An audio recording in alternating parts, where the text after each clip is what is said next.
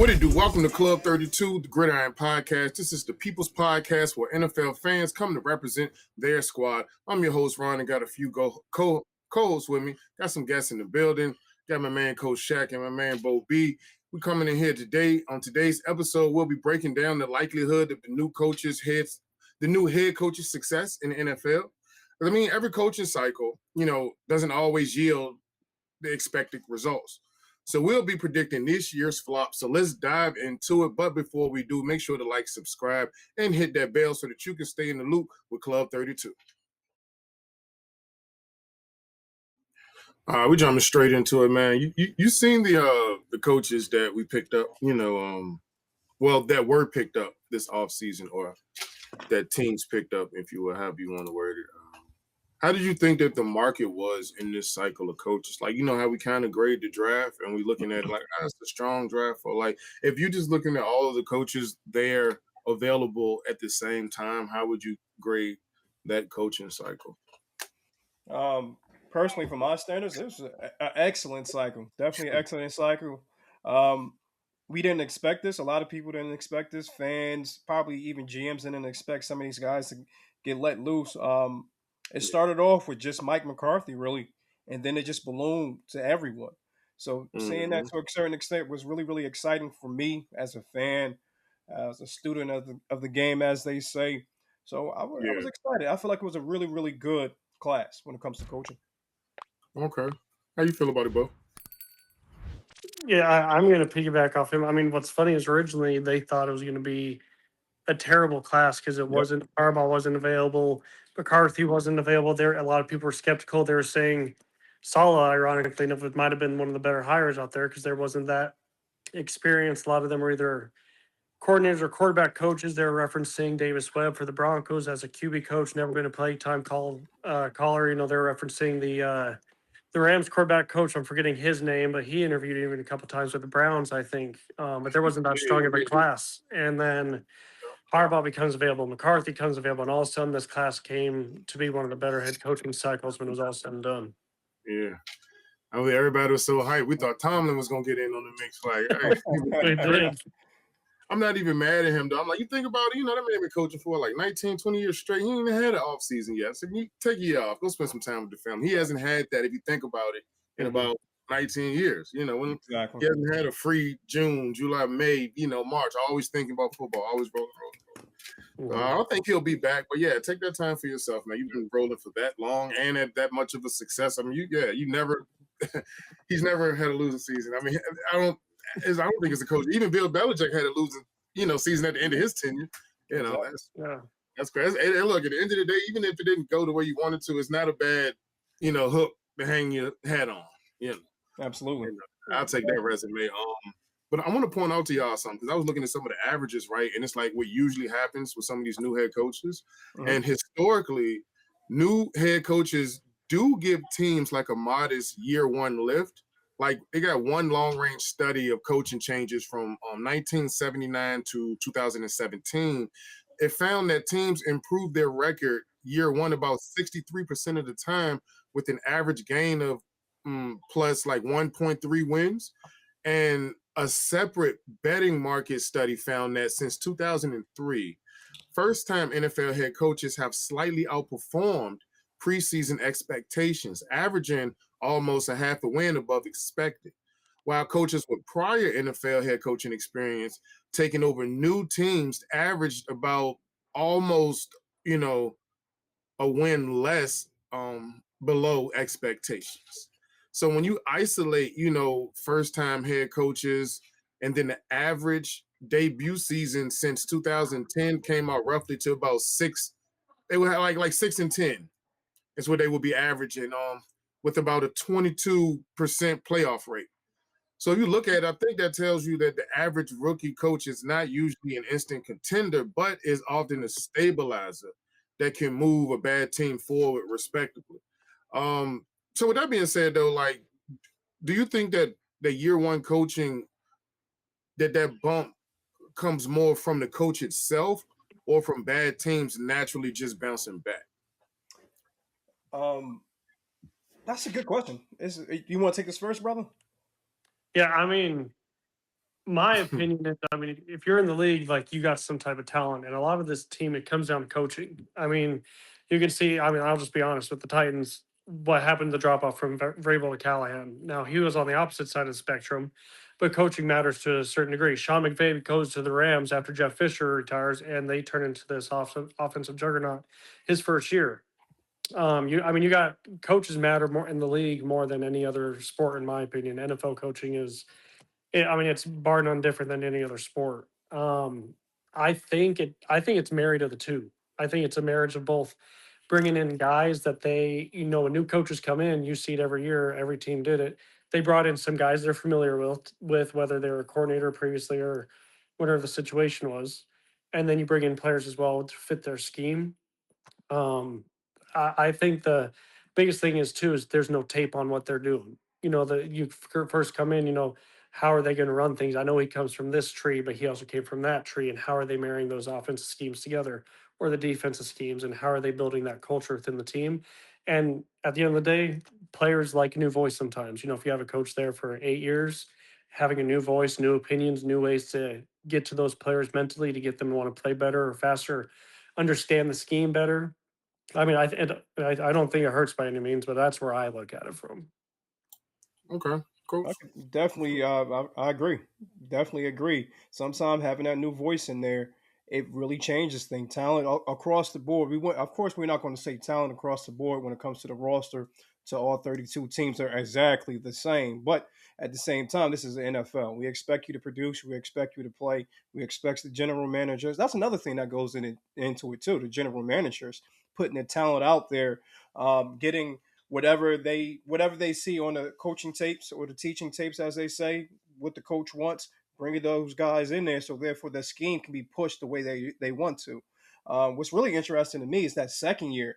That's when you can really tell how good a coach is when it comes to his style, what he does, or what he can do, or what he can put out there the product wise. Because, like you said before, the tape is out there. We see what the tendencies are. We see what this guy likes to do and what he doesn't like to do. So therefore, we can better defend or better put a different offense or whatever the situation might be out there to combat what this coach does great. So I agree with you 100%, brother. It all depends on a certain circumstance. It all depends on the team. It all depends on the style of the coaching. Yeah, and I'll even piggyback real quick too. Ben Johnson with the Bears. Look how much different they changed just from his first year and they came in. Caleb Williams actually looked like a really good, quarterback on his ascension on his second year. He got a lot more out of the players than they were able to with the previous coaching staff. And the Exactly. defense, he brought in a different staff. I mean, all it takes is a good coach that knows how to access these players and maximize their talents. Not one player is perfect. If you look at those graphs, where's their weaknesses? Where can I hide them? And some certain coaches are better at doing that than others. And that's a great example too, because in that situation, the GM was already there. For the most part, they brought in more players and whatnot, but it was kind of the same style of players that Mhm. GM would normally put in. So he really didn't go against the mold. He got the players that he likes, same type of deals that he liked, but just Ben Johnson and his coaching staff just excelled at coaching these guys and putting them in a position to be successful. So yeah. Well, let me ask y'all that then. Okay, with that being said, do you think fans should judge a first year head coach by raw wins or whether they beat expectations or not? Um, It all depends on what that expectation is. Because if you let's look at the Patriots. The Patriots excelled. They did a very good job for what they had. They went all the way to the Super Bowl. Yeah. Realistically, do you blame that on the coaching? Do you blame that, or do you credit the coaching? I should say, or do you credit the schedule that they had? Because now, do we look at the Patriots as a good team or a team that just got hot last year? And now, Mm, what's going to happen this upcoming year? Do you expect them to be just as good, or do you expect them to be worse? Did they put themselves in a hole by being so good so early? So now that expectation is going to be sky high. In all reality, we already know they can't withhold that because of the talent that they have on the roster. Not saying that they're not talented, but Vrabel got the best out of that team, just like he did every year with Tennessee. But mhm. some of those games you looked at it and you was like, oh no, brother. So I don't know, man. Is that's a really, really good question. We're Yeah. definitely going to see this upcoming year if that's actually the case or not. Mm. What do you think? And it's funny because going into year 2 with Brian Callahan with the Titans, he talked about we expect improvement. We want Yeah. to see them compete more, and not necessarily wins losses, but you wanted to see the offense look better. You had Cam Moore, the number 1 pick. You brought in his player. You have all this stuff. You're like, okay, you should be expecting to at least get 5 to 7 wins and look more competitive than the ones you lose. Yep. That didn't happen. They couldn't even make it 2 full months with him. They had to let him go. And so it's hard because the second year expectation is you expect the team to keep improving. I think it's even the wins and losses are what you're judged by as a coach, but you also buy yourself time by, are you losing close games? Are you losing by a field goal? Are you losing, because of a costly turnover at the end of the game? What happened? And there's some things that, don't come up in the stat sheet. But at the end of the day, wins and losses are what keeps these coaches their jobs. Absolutely. And it's hard because, like you brought up the Patriots schedule, they had one of the easiest schedules ever to get to the Super Bowl by a regular season metric. They showed that, I think it was like in the top, 15 when I was looking at that before. But they had one of the easier schedules, but Vrabel was able to maximize the team and the schedule they had. You only get to play who's on your schedule. That's not their job. Yeah. They just play who's assigned to them. And so props to Vrabel and the Patriots for doing that.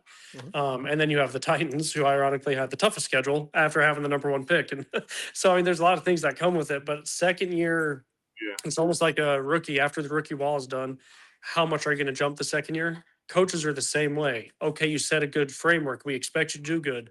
Dan Campbell and the Lions, that his first year, he did good. Now he's getting better and better. And then he lost Ben Johnson, fell down a little bit. Yeah. You set a precedent after your first year, like, okay, we expect you to compete. Your second year is now this is where we always expect you to be. And if you can't hit that second year, like Dayball, for example, first year got them to playoffs. Then what happened?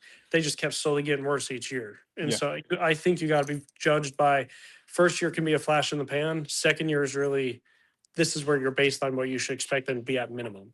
Yeah.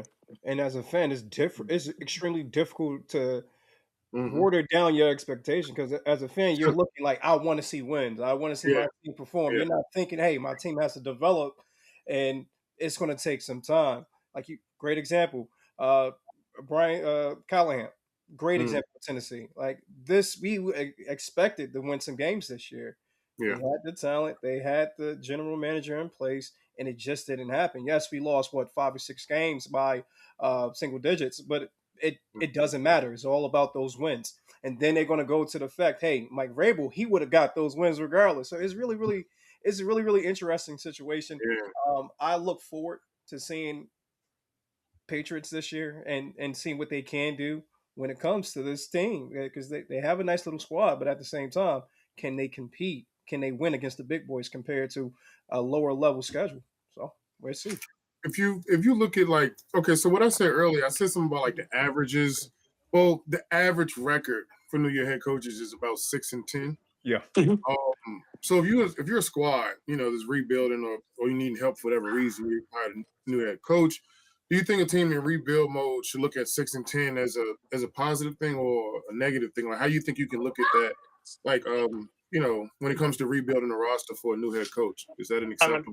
I guess it kind of depends what was your record the previous year, Yeah. right? Like if you're a coach that got fired and that team had 7 wins, new coach comes in, and if the main parts are still there, if your same playmakers are there, and you maybe cut a couple ones, but the main stars are there. If you come in, you only get 3 wins, but now you just have a net loss of 4 from the previous year, and you didn't have any big drops. But let's look at the Dolphins. Tyreek Hill is gone, Tua is gone, Waddle's gone. They went on a fire sale, and you brought in Jeff Halfley.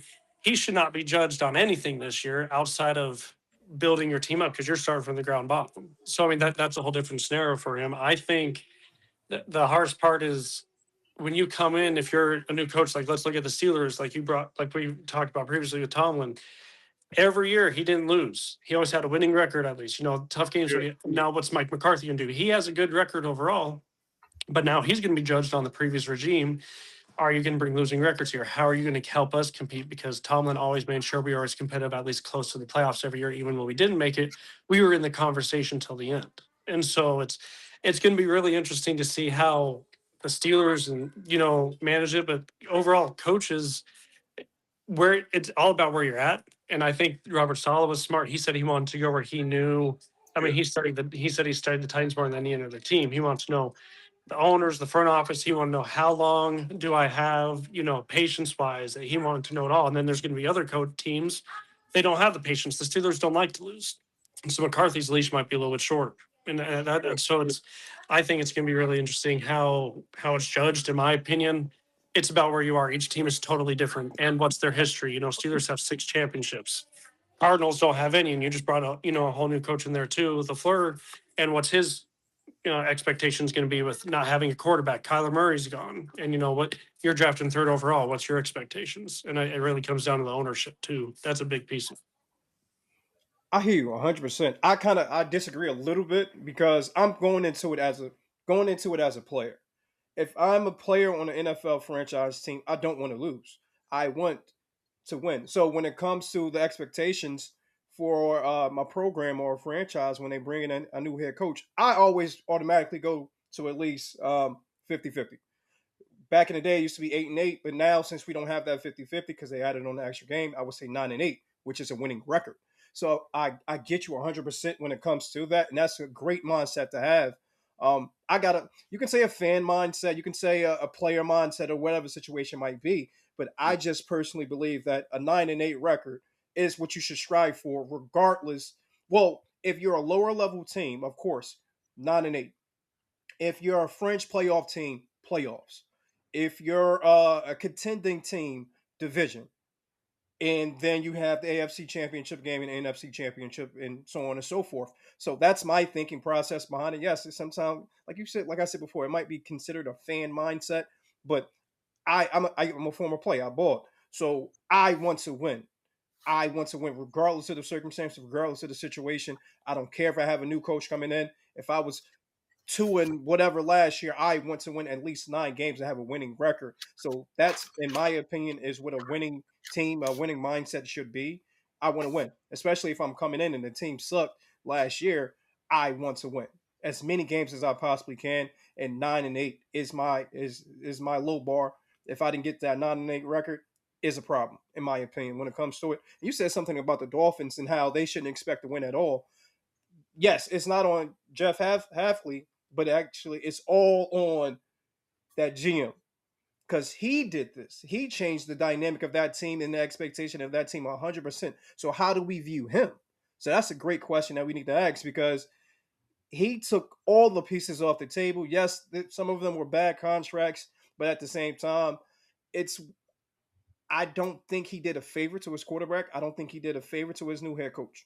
I think that right there, it's going to be a rough pill to swallow when it comes to them winning and the development of the quarterback over there now. Because Willis is a good guy, but at the same time, sometimes good guys don't win championships. They don't win games. Having a great personality ain't going to put, 4 or 5 wins on the table.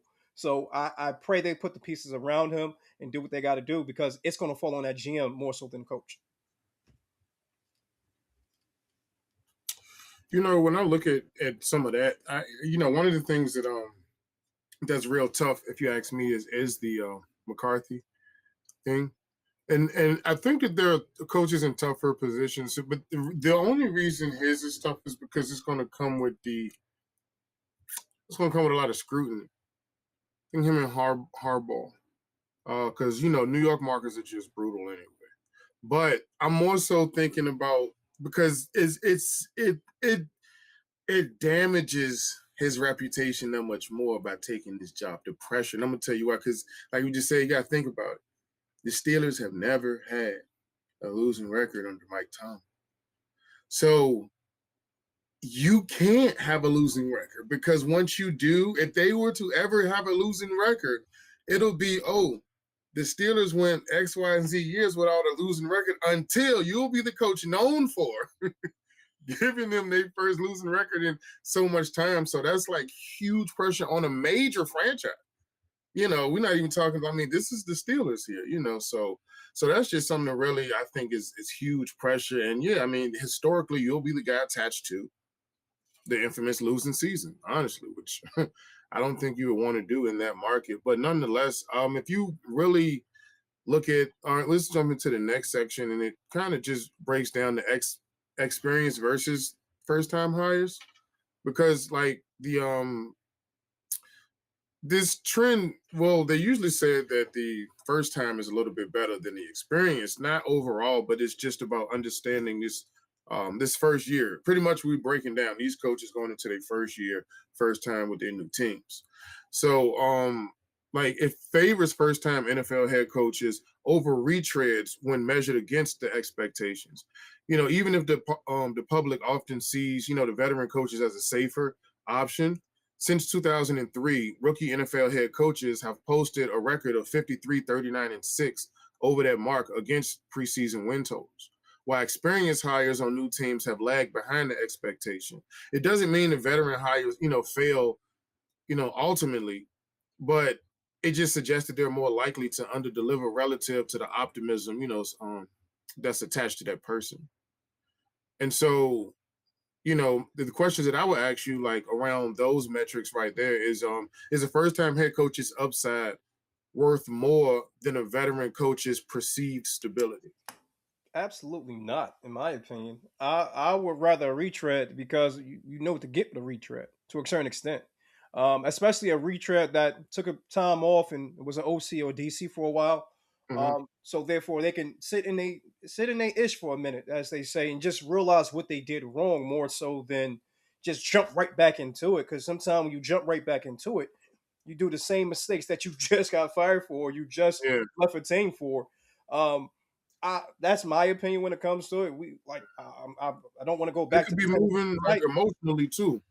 Because Exactly. a lot of times they like emotion is passion too. They like you need a moment to calm Yeah, down 'cause and you need to then yeah, breathe. You need to rest for a little bit. I don't want to keep on bringing up the Tennessee Titans in this situation, but say for example, look who we got. We got Brian Callahan last, and look what happened with that, and that didn't help us. yeah, It yeah. got put in a terrible situation when we actually needed a guy that was more experienced and that would have been better off suited for us. Would have been a retread in that cycle. Who was a retread that we could have signed in that cycle? Who knows? Look at We that. could have got a. You can look that up at a later date and see what could have been. But we're not going to talk Hmm. about the past more so. We're going to Yeah. talk about the present. Looking at the list of all the new hires this year, I personally feel like the retreads are going to do better than the first time head coaches.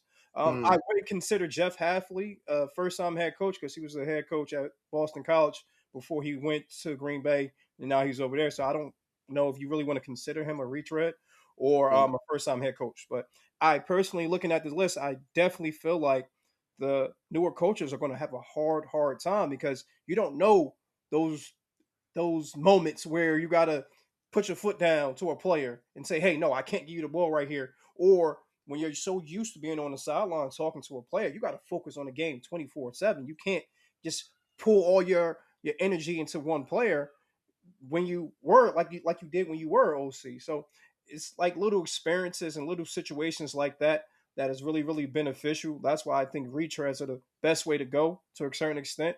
So yeah, okay. Yeah, I mean, let's if we look at this just this cycle, who'd you rather have, Harbaugh or Mike LaFleur, who's never been a head coach before? that's an easy. And Harbaugh's won a Super Bowl before. Who would you rather have, Mike McCarthy, or would you rather go with Joe Brady? With McCarthy, he's has a winning record. He's done good. He's gone and won a Super Bowl with the Packers. So these retreads, they have winning experience. More of them than that they don't. Now the Mhm. a couple of the ones that may not. I mean, like we talked about before, I don't want to keep talking about the Titans either. But Salah went to New York, Yeah. where we know the owner in New York is one of the worst in the league. For one, the support system there is terrible. The media, obviously, the media doesn't have anything to do with it, but it's a tough media market, and Yeah. it does clearly talk to the owner because the owner be listening through the media because it's almost like the media talks for him half the time. Mhm. And so I think there, it really depends who your owner is, but also depends what's your division. Like Yeah. if you look at some of these first time head coaches, their division, I mean, with LaFleur, with you got Kubiak going the AFC West. You got the Chiefs, the Broncos, and the Chargers. Yeah. And your first round pick, a first overall pick, it's going to be a tough build in that division. You have Yeah. LaFleur with the Cardinals. You have the Rams there. You have the Super Bowl champs there. There's a lot of things that are out of your control, outside of your team, but it impacts on how successful you're going to be. And so Mm. when you look at the retreads, The New York Giants with Harbaugh, the toughest team is the Eagles, and they even struggled last year. How many games did they barely get by and win last year? Yep. The Cowboys, I mean, you don't know which team you're going to get each week. Sometimes they're balling and going crazy. And other weeks their defense is not showing up. But we're going to see what their new look defense looks like. But the retreads, they got a better chance in their divisions overall than the first time hires. But even take that away, the retreads, like you guys said, they learn from their past experiences. First time ones are going in there saying, I saw, my mentor do this, so I'm going to try that, implement it in my own way, Yeah. rather than the retreads. They already went through that. They saw what did or didn't work and what led to their firing, and maybe they're going to completely do a 180, but most of them just make little changes that they know can make a difference. Saleh said he's going to call plays for the DC. He didn't do that in the Jets. You're going to Harbaugh, even though he did bring some of his staff over, he did bring in new staff members too, try to make some changes. When you go to be a new head coach for your second time or third time, you got to make changes. And if you don't, you're going to have the same course of action. And I think the retreads know where they have to make the changes. First time coaches, they don't know what changes they do or don't need to make yet. And that's I think that's the biggest difference. And it's intelligent how they go about it too, because you can really tell these things when it comes to the experience of the head coach or the experience of that coach, because they know what team to pick and choose to go to. Mm-hmm. Like Salah said blatantly, "Hey, I wanted to go here." Like you said before, he did the research because he wanted to be here. Little situations like that. Hey, I'm not going to go to the Cardinals because I understand what's going on with the Cardinals. I'd rather not deal with that type of situation. I'm going to go to let me go to Tennessee. I feel like it's a better situation for me, for my family, for my future staff, and that, and so on and so forth. So I think that's a smart move by the retreads too, because they know what team to pick, because they picked the wrong team before, more than likely. Yeah, and if you think about it, the out of these openings, Mike McDaniel, first time head coach, fired. Yes. Brian Dable, first time head coach, fired. Yep. If you look at all these, Brian Callahan, fired. If you look at all these openings, majority of them are first time head coaches more than they were the second tier. So that's another sign in a sense as well. Well, yeah, you're right. Ultimately, it may not be the long tenure that they would expect. I think the research was pointing to the year one results. So, like for instance, that Dayball did take them to the playoffs in the first year he was there. But then, like you said, so I think long term, and I think that's when they would point out the stability portion of it. It's like, because do you want, hey, someone that's give you a bump now? You want long term stability, and because that's going to be the case with one or a few of these coaches this season. It's just what it is now, whether they're retained. And I think, and now y'all got me doing. I think in Callahan's case. But no, they actually tried to look beyond that, and that's why they retained him for the second year. Because they didn't want to go off of the narrative of maybe it was your first year. So before we get hasty, we'll give you a chance to see if that's true or not. Things happen. We understand. And it didn't seem to be on the trajectory toward it and that improvement. And so, that usually is the case. But with that being said, if you had to put your priority towards one or the other, what do you think matters more? Previous head coaching experience or being able to land with the right roster with the right quarterback? Ooh, I like that question. I like that roster with a nice roster with a nice quarterback can do some things, but I would think that's more important. I think that's more important for an first time head coach because it's easier for them, if that makes sense. And therefore it gives them more wiggle room. Like if I'm a sucky head coach, but I win 6 games my first season and I won 3 the previous year, but let's say for example, 4 of those losses was my fault. Damn, I saved my career by picking the right team. If that makes sense. So like a Ben Johnson type? Well, I wouldn't say Ben Johnson because Ben Johnson, he is an But I'm saying he landed with the landed with the right team, but at the same time, he landed with the right team, and he also had the right mindset going into it. He already had a plan of how he was going to go about it with his coaches and with his quarterback and things of that nature, compared to Brian Callahan. I don't want to keep on doing this. I hate it because he's a good guy, but he came into with a mindset of what he's going to do with Will Levis. and do with his quarterback, but he didn't think about everything else that was around the quarterback. He didn't think about the mindset of the quarterback. He probably didn't do enough research when it came to it. And that goes to Rob Sala, said he did his research. Brian Callahan was probably just so excited to get a job compared to Robert Sala wanted to make sure he got the right job. It's two different things, two different mindsets, two different opinions going into it. So that was kind of difficult. That's a difficult question to answer, but yeah, I think what's best is having that experience to go into it because you can coach around certain mistakes, certain deficiencies that you might have with a team or with the organization. Period. Yeah. Okay. I mean, my thing is when you're a head coach, you're picking where you're going anyway. So you're saying like, I'm gonna take the job. You don't have to take the job in a Yeah, sense I get on a you. lot of them. So you don't have to take the job. So if you're going there, you're saying, I believe I can coach this roster. I can, help build this roster up, whatever it may be. So I would prefer the experience as well, strictly because you've been there before. You know what didn't work or didn't work. You know what will be important to you in the interviews. You're going to tell the owner, hey, either I do or don't like you a part of the meetings, because some of these owners, they feel like they're outside of Jerry Jones. Yeah. Some of these owners try to put their hands in the pockets more than they need to with the coaching staffs. I mean, the experienced coaches know what did or didn't work previously before. I mean, if you look back, like you mentioned, some coaches, were you good or was it your players? Like, I know John Fox, when he won the Super Bowl with the Broncos back on Super Bowl 50, Yeah.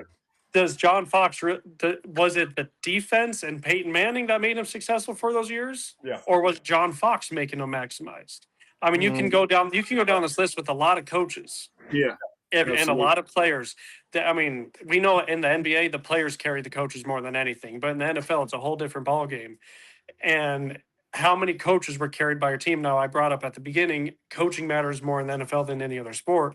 But at the end of the day, the X's and O's are on the field playing it. You're just designing it up for them, and it's up to them to make the plays, to make the blocks, to make the right reads, to make the throws. The players matter massively here, and I think as a coach, when you're coming in, you know what you're coming with. Okay, like I'll bring up Kevin Stefanski with the Falcons. You have a really good roster of a lot of offensive playmakers. You have some really good defensive playmakers. You have no idea if your answer is at quarterback yet or not. You bring in Tua Tagovailoa, and you already have Michael Penix, who's coming off his injury. You don't know if either of these guys are truly your guy or not because there's questions around both of them. And so you're understanding what you're coming in with, but you're also believing in being able to maximize them. They say that Tua is going to be perfect for his system. We'll see on it because we thought he was perfect in Mike McDaniel's system, and it continued to fizzle out more each year. So and I think experience coaching matters because and like Stefanski, he's going to know what didn't work for him in Cleveland. Nothing works in Cleveland, though. It hasn't since '99 anyway. But I mean, but the point is, these coaches know what didn't work, and they're obviously sought after by multiple teams. If they weren't sought after as retreads, you would have seen them just go BOCs. But Stefanski went from one head coach to another. McCarthy took a year off, went to go be head coach. I mean, all these guys were. I mean, Saleh took a year off because he chose to. He could have interviewed, and he did interview for head coaching jobs with Jacksonville before they hired Liam Cohen. But he wanted to do a reset year after what happened to him in New York. And there's a lot of instances like that as well. But I think your coaching matters more because if you're a player's coach, they're going to run through the wall. Jermaine Johnson said, "Give me the wall, and I'll run through it." Those players were variable in those years with the Titans and now with the Patriots. They say the same thing. A player's coach matters a lot. 100%. And these experienced coaches, they know how to reach their players. Yeah. Well, look, one second. I got a question for you both. When it comes to, you said something about 9 times out of 10 the head coach is picking the team. I don't think that's always the case because you look at Joe Brady, that was his only option, and they picked him.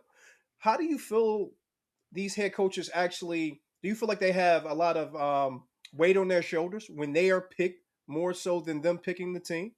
but they still have to agree to it, right? Because you got to offer Of course, you got to offer it, but what I'm saying is that was his only option of being a head coach, Joe Brady. Mike LaFleur, I apologize. I believe that was his only option. Todd Monken, his only option when it comes to being a head coach. Do you feel like they have more weight on their shoulders when it comes to situations like that? Or do you feel like it's kind of easier for them because they got in, but they didn't expect to get in and they just lucked into a situation? Well, I think it's 50-50. I'll be real quick with it. I think it's 50-50 only because you could feel easier because it'll feel more secure, but I think it's like fool's gold security because you also know like this is a limited opportunity. There's only 32 of these positions. Yeah. And the fact that I didn't even have a lot of suitors the first time, if I fail now, I'm definitely not gonna have people knocking down my door next season. So I have to kind of get this right or something. Because it's not like I had that around me. So that's why I think split. But I think it might come with more pressure than that because you still hire for a reason. Probably it's not often that you just have a guy with no offers and just grant him one of the best teams, that you have. Yeah. And it's usually because you just have a closer relationship with certain people. But no, I think it is more leaning towards more of it just simply because the pressure is on you to do it or you for sure probably know you will never get this opportunity again if you don't hit this one or show some type of promise while you're here. Gotcha. Yeah. And I'll make it quick too. Brady's unique only because I almost feel like they've fired the head coach McDermott to make sure Brady didn't leave. I can see that. And the owner said, I want him to stay. So you're promoting within. So it's, a job promotion from within. But you look at LaFleur with the Cardinals. A lot of it, he earned the job. I'm not saying he didn't all, but you go to Arizona, not many of the other coaches, some of them declined interviews with him. Some of them, they would interview once, but they knew they were going to a different role. And so I think regardless, like, you're very hard to find too many coaches that say, no, I'm good, if that's their only offer. I got you. But if they have multiple offers, I think they'll, they obviously get to pick and choose at that point. So I got you. Beautiful. Okay. Well, look, let me ask y'all this question. This would be like pretty much section 3 right here, and then to wrap it up real fast. So I'm gonna just ask y'all, with everything that you're saying of that we've said, if you will, what do you think separates a successful new hire from the failed old ones? Like what or the failed ones? Like what? And then that's just as the hire and overall. Like so, we got new coaches, we have veterans, but what separates the successful new ones from the ones that don't, aren't able to make it happen? In your opinion? I think you got to be a guru at some. If you're coming in as an OC head coach, you had to have shown the capability to lead an offense. If you look at all these offense coordinators that did not be a play caller previously, they struggle. Again, we're throwing Callahan under the bus all the whole time, but that's just another instance where you have to have shown that you can lead and design an offense yourself. Or defense, if you're a defense coordinator, you have to show your niche where you are leading a top 15, top half of the league, offense or defense, one or the other. And in my opinion, you have to have done that. If you look at a lot of the coaches that either didn't have that long of a play calling experience, or that lost my train of thought. If they didn't have that long play calling experience, or the fact that they weren't leading a top heavy unit, it makes it very troublesome. So I think between that and how they reach the players, and not everybody has to be a Sean McVay, not everybody has to be those types, but you have to be able to get a message across to the players. Yes. I think those are the two things. Yeah, my thought process is, excuse me, is can you command a huddle? Can you command a team? Can you be a leader of men? Because this is all it is. You got a lot of egos, and you got guys making millions and millions of dollars. To keep them still focus on the game that they love and they grew up, a child's game, as they say, you got to do a lot because some of these kids would taper off. Some of these guys would taper off. Just imagine being in the high school nowadays when the NIL's in high school. You know how difficult that is? So these guys are getting so much money and have so much stuff going outside of the field. So in certain situations, you got to know how to lead men. For sure. That's my thought process behind it. I agree with what he said to the T. You got to know how to put a scheme together. You got to know how to put an offense and defense together. But you also really, really have to understand how to be a leader of men and to command discipline from your guys and from also your coaching self yourself. So that's my thought.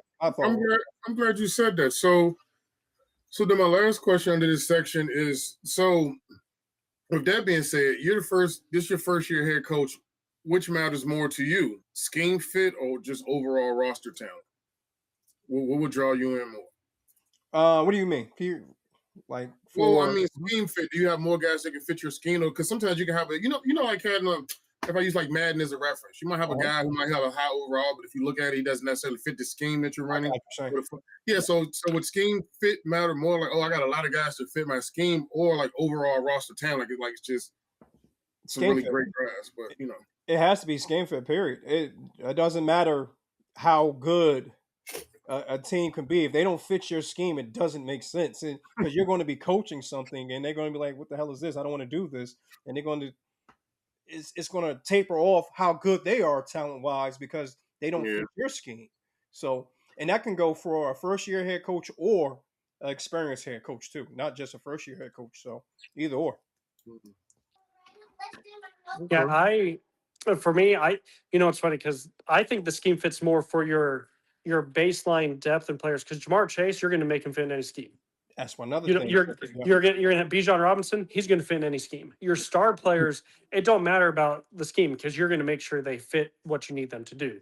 But it's your depth. It's your players that come in, 18 to 24 snaps. It's those players that are there after because your scheme is to help hide their deficiencies while maximize their strengths. And those top tier star players, they don't have too many deficiencies, so it don't matter to that. But the rest of those guys, you have a scheme designed for them. Like, I mean, you have all these new offensive line coaches that got hired all over the place. Offensive line coaches were hired all over the place. Yeah. Their whole goal is they're going to find guys that fit what they need. Some need them to be straight up big power guys for the running game. Others want them to be agile and quick in the zone gap schemes. I mean, what do you need your guy to do? And at that point, that's when your scheme matters. They need to fit your scheme. So overall, I think it's the scheme because your stars are going to fit in whatever box you put them in, but the rest of the team has to fit what you need it to do. Look at the 49ers defense this year. Prime example. The stars got injured. The role players had to come in and fit that scheme. If they didn't have guys that can fit that scheme, if they didn't find guys that can fit that scheme that Robert Saleh wanted to push forward, they would have been in a worse situation than they already are. So, yeah. Well, okay. All right. So before we jump right into these coaches, I want to say, like, from my I'm gonna just say something that I feel like kind of wraps up the teams or the situations that we're in, and you can just tell me if y'all agree with me in that. So I just feel like if you strip out the new head coaches from these franchises, I think that you can break them down into 4 different categories. The first one, I think if you look at the Bills and Ravens, I think these coaches would have true contender pressure. Do you agree with me on that? Do you?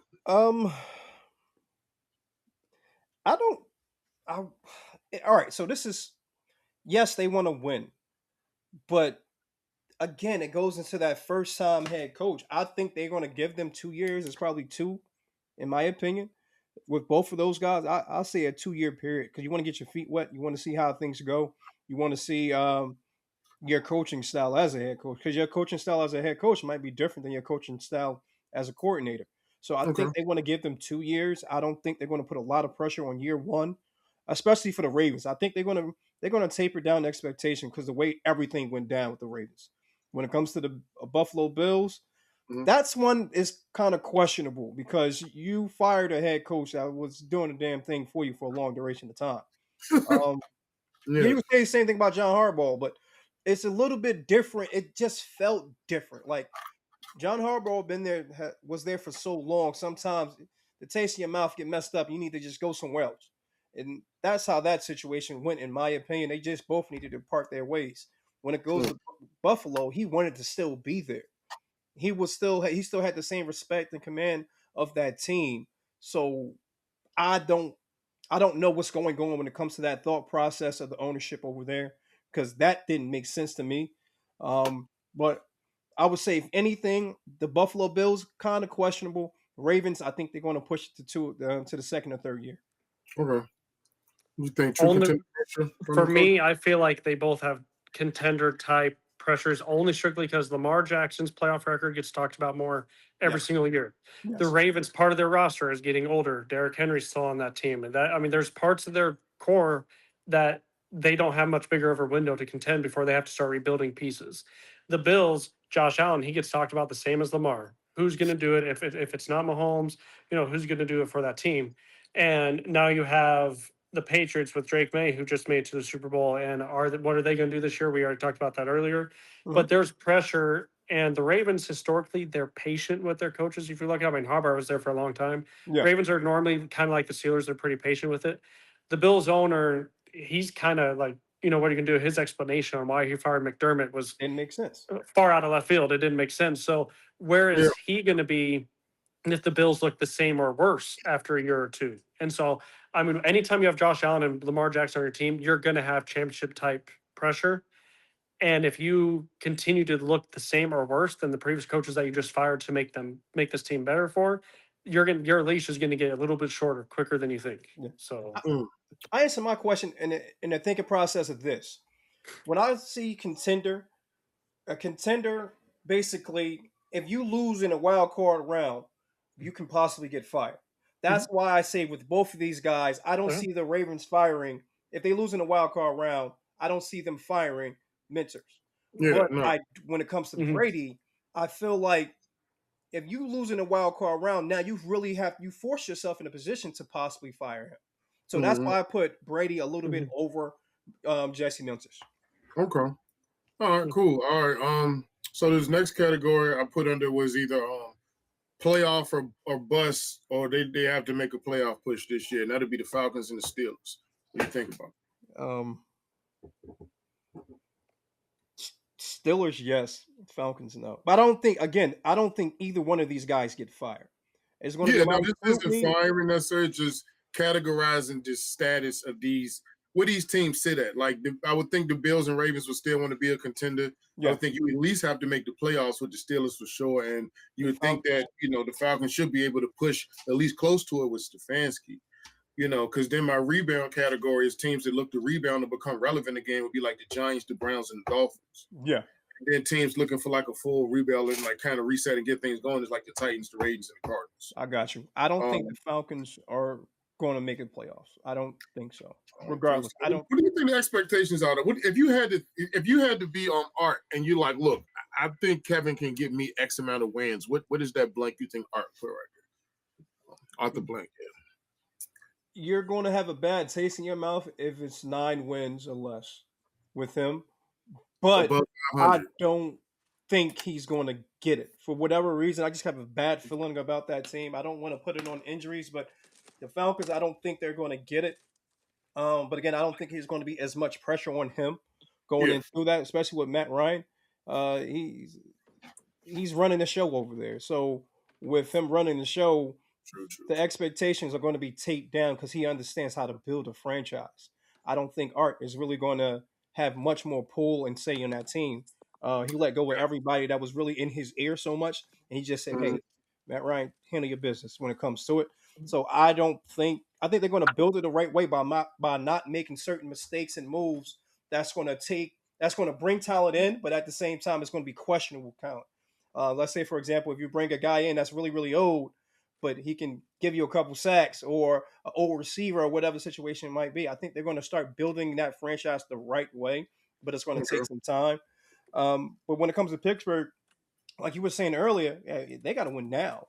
They have to win now. They put themselves in this position because I wouldn't say they put themselves in a position because he did retire. He did basically resign from the team when it comes to uh, Mike Tomlin, but it's still at a tough spot franchise wise because you're so used to winning and doing so much when it comes to the playoff, when it comes to getting them dubs in there and competing for championships, division championships at least. I'll be quick with it. In my opinion, Falcons, like I brought up earlier, they got a lot of talent on that team, and Raheem Morris got fired because they didn't make the playoffs, essentially. And I agree, Matt Ryan, he was there before that all happened, and he's going to be Arthur Blake's right hand man, and he's going to help guide them on what they think they need to do. But the Falcons got a roster to compete for playoffs, period. And it's the quarterback that's the problem that needs to be maximized. And I think the Falcons are under the same pressure as the Steelers to at least get to the playoffs. The Steelers are because if you bring Rodgers back, which all signs point it's going to happen, Yeah. you have an old quarterback where you know you're only signing him to compete for the playoffs. McCarthy is brought there to make them get back into compete in the playoffs. Falcons, you have offensive weapons everywhere. You have a solid offensive line. You got a young defense. You're continuing to build all that. You're going to draft obviously more. their quarterback needs figured out, and I feel like that's the main reason Stefanski was hired, is because he's supposed to be known as a quarterback guru. Yeah. And they need him to maximize that quarterback position to make the rest of that team play around him. It's playoffs for them, I think, expectation-wise, because everything else is there for that to happen. I think they both are in the same tier. My issue with the quarterback position, like you said, say for example, one of those guys get injured, you got 2 injury-prone quarterbacks on that roster. So that's tough. Look out for Dylan Gabriel getting traded or signed over there too, because you know how he loves his left-handed quarterback. So that's hey, the Falcons could go crazy 2 years in a row and then mess around and snatch Tyson. Hey, look, what if they? I'm not going to even get. That's not going to happen. I know what you're about to say. You thought they weren't going to happen last. Nobody thought that they after they paid Kirk Cousins. That's what I'm saying. They the ones that can hold around quarterbacks. So you, hey, I don't feel you correctly, but that it's like they did it again. 2 years ago. What are they doing? So you think it's a stink on the franchise more than so the people that was running the franchise? I don't think Matt Ryan does that. I would hope not. But like you said, anything can happen, man. The NFL getting crazy now. Yeah, definitely. Oh man, but yeah. So look, we're going to jump into we're going to start right there. Actually, where we started? We're starting at the Bills. You know, we're going to get started. Oh yeah, right here. Yep. So look, all right. So you look at the Bills. So Buffalo is still a contender, like we said. You know, it's still a contender first franchise because it finished 12-5 and it still got Josh Allen in his prime. You know, I think the pressure point here is not, can they be good, but can they actually, cash in this window? You know, sources have framed the standard as at least another playoff win and a run to the divisional round. But the bigger backdrop, I say, is being that the organization, they moved on because it did not want to waste its Super Bowl win. I mean, you would assume that, that's what they're doing here. They're like, oh, we can't get over the hump. We need somebody to get us over the hump. So I think before they brought in the coach, it was a win-now roster, and I think it still is, but anything short of being a serious AFC threat would feel underwhelming for them. The baseline expectation is not just playoffs for the Bills. It is deep playoff relevance. And because the Bills are already operating from a contender baseline, Joe Brady's success percentage is driven more by postseason expectation than simple regular season improvement. So, if I had to, and what I'm going to do is I'm going to give what I rated as like a percentage of success, like from one, the likelihood of them being successful. Yeah. So for Joe Brady, I gave him a 78% chance of, of having a successful season. Because I mean, it seems like the Buffalo is one of the cleanest win now setups of the cycle because, he gets Josh Allen, somebody he's been working with in a roster that already has, deep playoff expectations. The bar is also high because, some people could look at this as divisional round or bust. But, relative to most new coaches, Brady has been, the best runway for immediate success. I mean, right here, the risk is that because, he's an internal promotion, like we were saying, that the culture shift may be smaller, than with the outside hire. Yeah. So, but that's my takeaway from Joe Brady. I think he will be okay this year because he understands the system. It's a lot of continuity there. But it's like I said, it's more. With them, nothing changes until the end of the season. If the Bills go out again and they're 10, like, okay, this is what you do. You win games. You make the playoffs. It's not the problem.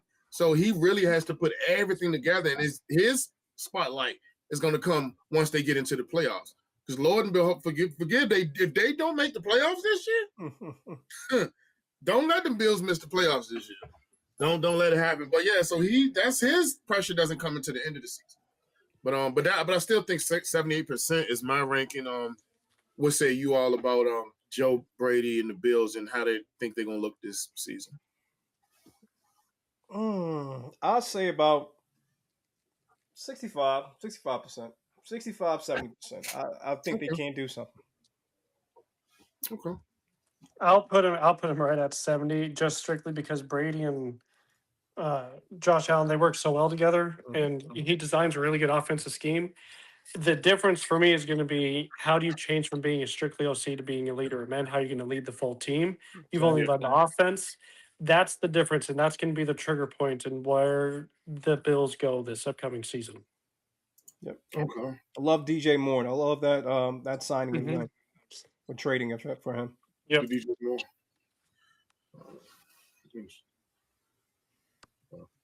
I thought something happened. My bad. All right. So look, moving on. to the Ravens. Okay, so we know who is this? Jesse Minter, right? Yes, I'm sir. mistaken. Mr. Minter. Mr. Minter. I don't know. It sounds like a cool PE coach. No? Jesse. There's Jesse in there messing up again. But okay, so the current state of Baltimore is, they're coming off an unexpected, mediocre 8-9 season. But I think the core is, really still is Lamar Jackson. And I think they still do have playoff caliber expectations, at least. I mean, we have sources looking at this like if Lamar is healthy, then the team is expected to get back to the playoffs and compete for the AFC North. Anything less would be a letdown. But, if you look at this team prior to bringing in Mentor, the Ravens are, still built like a team that should think in terms of division titles and playoffs, not like a rebuild team at all. But the franchise state is more of the underachieved contender than a broken team, just not being able to, actually pull off that win, that play, that what needs to get them further than they've been getting. And because Baltimore still has contender level foundation, I think Jesse Minter's success percentage starts from the assumption that this team should bounce right back into the playoff mix. With Jesse Minter and the Ravens, I have him at 74%. Because Baltimore still has Lamar Jackson, and with that, it's going to always come with playoff expectations, especially if you can have a talented defense. And I think that was one of the major reasons that Mentor got the job. Looking at the moves that they made, but we do have sources that said that this is a team that should be right back into the postseason mix. The main question is the offensive continuity and whether Mentor's staff can maximize a roster that was already expected to contend. I'm gonna pass it to you. What do you think? How you feel about Mr. Minter and his success over here in Baltimore, bro? I think Minter led the Chargers defense before Minter was there. Do you guys remember how bad the Chargers defense was before he was there? I mean, they were historically bad against the run. They couldn't defend well, and he came in. I mean, he's a Michigan guy. He's followed Harbaugh for a little while, both Harbaughs at one point, and he knows what to do. He's been in Baltimore at one time before this, so I expect him to be able to come in there, and with the team you already have, Lamar Jackson's going to keep you in a lot of games anyway. He's already a really good defensive coach, and he should actually maximize that defense, in my opinion, a little bit more than what they were. It's really interesting about that whole Max Crosby situation, and it would have been interesting to see how that defense would have looked if he had, passed his physical, as they say. But I think that he should do enough to make that team succeed. They're going to be a playoff team, barring injuries, just from the talent alone and what he can do with the defense. I put him slightly above Brady. I'll put him about a 72, 73% chance for that success right there, just because of what he's been able to do with defenses and what he's already got in place for him. He doesn't have to look for a quarterback. He's got a good patient owner and he's got a good GM there. So I think there's a lot of things that are going to help him succeed. Okay. Hot take: they won't make the playoffs. I'll say that they have the youngest OC in the NFL. He didn't call plays. They have a great defensive coordinator with Weaver. He's not going to play calls. He's not going to call plays today. I mean, this year when it comes to them. So it's just so much stuff that goes on with this team, and I feel like I'm a big believer in karma. It's a lot of stuff that's going on internally that's we're not privileged to, and I personally believe everything is going to come full circle, and it's going to be a terrible year for them, and they will be pissed. And can a first year head coach, like we was talking about before, experience wise, deal with all of this? Say, for example, he's calling the plays. It's not looking good. His defense is not looking good for whatever reason. You got Weaver that was already there, that is loving that locker room. They're going to be like, all right, I want Coach Weaver to call the plays. It's just little stuff like that. Dole, 29. I don't see them being overly successful more than what they were with John Harbaugh. I wouldn't be surprised if they didn't make the playoffs. Yeah, I've heard of some tension already between, a lot of tension and Lamar. So, they are not happy. They are not happy about what's going on. The players are not happy what's going on. Yeah, that's interesting. So I would say, So to say the percentage, I'm going to say 30% success rate. it's a little off topic. Do the Raiders play the Baltimore this year? Oh, do they? They better not play, man. I think They they have. better not. I don't think, but they it always work out like that, right? Every Yeah. time you do a play dirty, they always go back and beat that team, man. So it's like I don't know. I need to look up the percentage of that happening. That's crazy because AJ sure got us. Oh, did he get us? Oh God, I yo. do not see the Las Vegas Raiders on their schedule this year. No. All right, that's safe for them. He was coming, man. That's crazy. Well, yeah. Okay. Well, look. If we go back to who we were just talking about, Kevin Stefanski. We're looking at the Falcons, right? Yeah. So we're looking at the current state of Atlanta. They went 8-9 last year, and the roster was viewed as talented enough to expect more than what they had or what they did. But especially in the week, it was a weak division. That division was especially when you seen the Bucks weren't competitive as they were the year before. And so you're like, and then Carolina was looking like they was gaining juice. So it was kind of a, one going, and then Atlanta in the middle trying to hold everybody's hand. And at the back in the season, you'd seen Shuck going on nowhere, looking like if he would have started the season, they might have made the playoffs.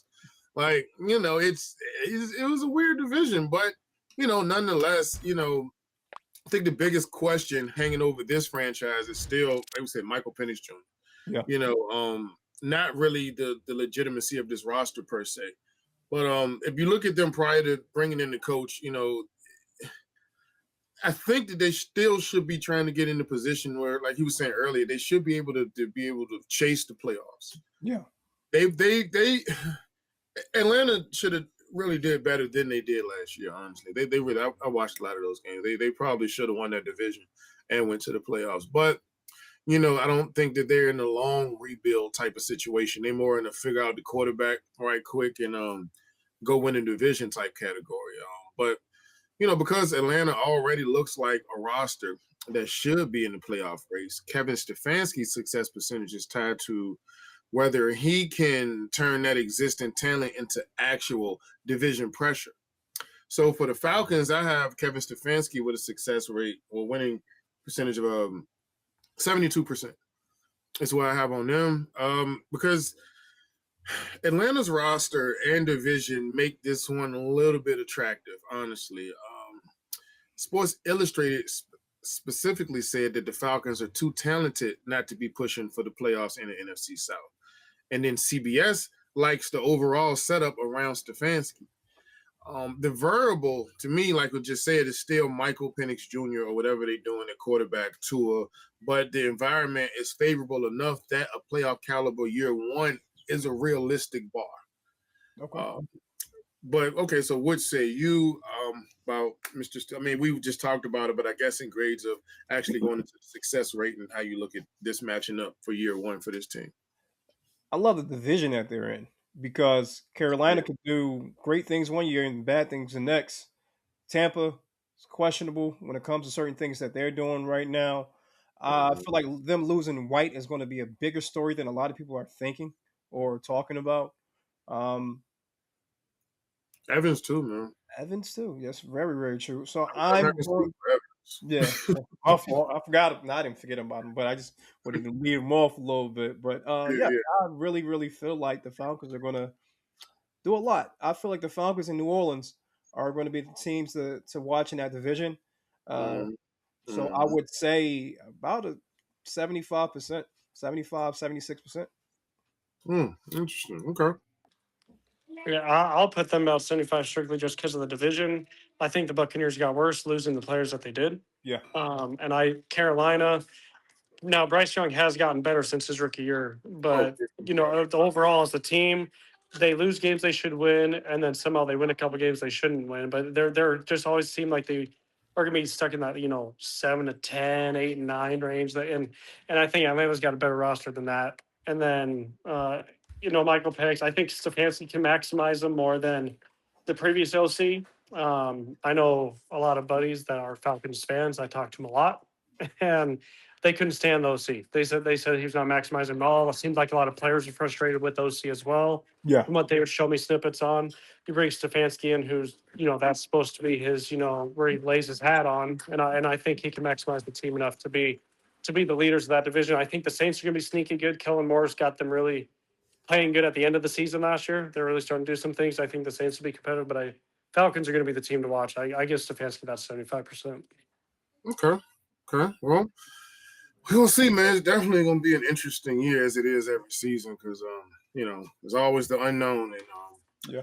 try to find that. You know what? The NFC North going to be another division to watch too because I can't, especially if I believe Kevin O'Connell will be able to get like good play out of Kyler. I just he has a good track record with quarterbacks, and given that new system, and I'm just saying that to say because I was going to say, if Minnesota figure out what they're going to do at quarterback, but I think I think they can get good play out of Kyler for sure, given the system that he'll be going in. But looking now at the division, I mean, everyone can be just as competitive. I think that the NFC South on a higher caliber level, like they're still competitive, but I don't think it's really one team that's better than the other at this point in that division. But they're all good caliber teams. See, the NFC South is like mid-pack teams that are all, 7 and 9-ish teams. These more, 10 and 12 winish teams, but they just seem to be in that caliber. So that's another interesting division, I think, to watch for. But okay, so the Giants, all right. The Giants went 4-13, step above us, so the baseline here seems to be pretty low. But the expectation that the environment changed because the franchise made an aggressive move and clearly signal it wants to become competitive again and fast. The standard was not, that they must make the playoffs, but that they should at least be in the playoff hunt late in the year. Before bringing in Harbaugh, I would say that you can look at this as a rebound franchise, not a true contender yet. The realistic expectation is meaningful improvement, relevance in December, and signs that the team is, finally stabilizing in some way. But because the Giants are starting from a lower floor, but want visibility traction fast, John Harbaugh's success percentage is built around the stabilization, the relevance, and if they can actually take a real step forward in competitiveness. So what I have John Harbaugh ranked for the Giants is at 67% success rate because Harbaugh, I think he brings the strongest credibility boost, in this cycle. CBS had him viewed as the type of stabilizing Super Bowl winning hire that the Giants badly needed and had really made a point about, the goal is making New York, for him to come in and make New York a real contender late in the season. So I think I have them a little below the top tier because the Giants are still climbing up from a weak recent baseline, but the arrow clearly points up if he can get this team in some type of competitive standard. But what is your feedback on John Harbaugh? What would you rank him at right here with the Giants? You want to, You bro? want me to go? Yeah, good. I'll put him at 68. Only reason I'm putting him a little bit lower is his first plan was to bring Monken with him to be the OC, and he had a plan with him, hoping with Dart, and he kind of scrambled to find some staff members. He didn't get some guys he thought he was going to not get, and so I think that it's not his main guys. It's not the guys he helped build the team up with. So I still think it's going to be better than what they had. I still think he's going to be a stabilizer to the Giants as a whole. I think he's a different voice, like we talked about before. It's going to help. And New York's a tough media market. And I know Harbaugh, he's going to be built enough to handle all that, and he's going to help keep the players, focused on what matters, and try to block out that more than the previous regime's been able to. But I do think not getting multiple staff members that he really wanted, and he wanted to even get more former Ravens that he couldn't get and stuff like that. So I think, have to set realistic expectations that they'll be successful compared to the previous year, but it's not going to be a worst to first type situation that, you saw that the Patriots do with Vrabel, but they'll be going in the right direction. It's just not going to be so instant and flash in the pan. I would say 50%, just because, not to say that they're going to be terrible, but the expectations that they have over there is so high. So are they going to meet their expectation? We might say, hey, This is a 9-1 football team, a 8-win football team right now, just right now, and they can luck their way to a couple more wins. That organization over there, they don't see that. With that John Harbaugh signing, you're basically telling me you want to compete for a championship, and we all know that's not going to happen. Well, let me not say that. It's not likely that that would happen. So that's why I would say 50-50 when it comes to it. Okay, cool. All right, well, look, you already got the next team on your shirt there, talking about the Titans, bro, because Tennessee is coming off another one in my DJ Khaled voice, 3-14 season. So this is still, a reset operation, but the franchise it's not empty-handed. If we look at Cam Ward, and the development that he had, or the roster-wide, improvement, you could really use that as a real measuring stick. I think the offseason that they had, according to Sports Illustrated, described the Titans as one of the cap-rich teams trying to put a stamp on the roster in free agency. And before we brought in the head coach, the Titans were in an early build, upward mobility tier. The expectations is not to win the AFC South now, but they were just trying to at least double their win total from the previous year. Try to develop a young quarterback and improve the defense and just look like a team that actually had a direction that they were going.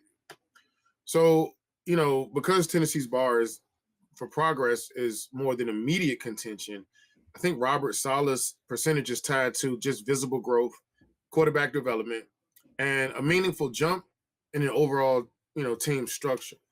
So for the Titans right here, I have Saleh at 64%. Because this is one of the more intriguing bets, if you will. I think, Saleh is an experienced head coach, but unlike some of these retreads, he inherits a team with Cam Ward, the number 4 pick, and had a whole lot of major cap space. So Sports Illustrated has this at a 6-8 win team, could represent a positive step. And CBS argued that Saleh is positioned well if the offensive staff gets Ward moving. I would not put Tennessee in the playoff expectation tier yet, but I do think the odds of a meaningful year one improving are pretty solid for this squad here. Of course, you got good insight. What's your takeaway for this team and the new coach? How you feel about it? I always got to take my fan hat off when I talk about the Tennessee. Keep it on. Keep it on. If I keep it on, we're gonna say about 12 wins, but realistically, of course, I want the 12. Of course, I want them to reach the playoff. But when we're talking about the success for this team and what it would look like right now, I would say around that 7-8 win range, possibly 9. We want to bring a winning culture, so I would always say 9 just for the winning record. But I wouldn't be mad if they.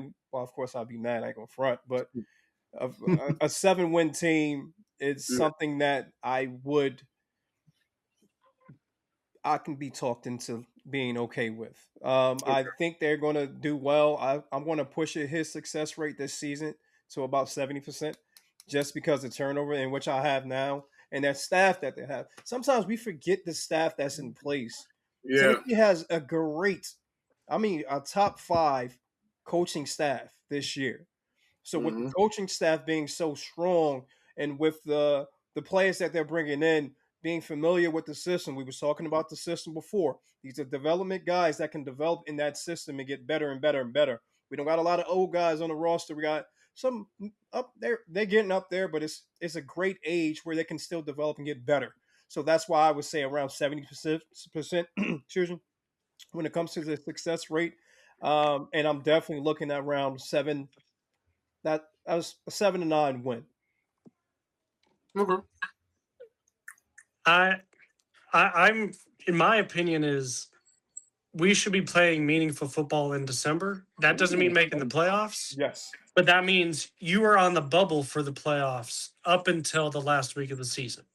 Strictly because the staff is the number one turnover of the whole thing. You go from one of the most inexperienced staffs under Callahan to one of the most experienced staffs in football.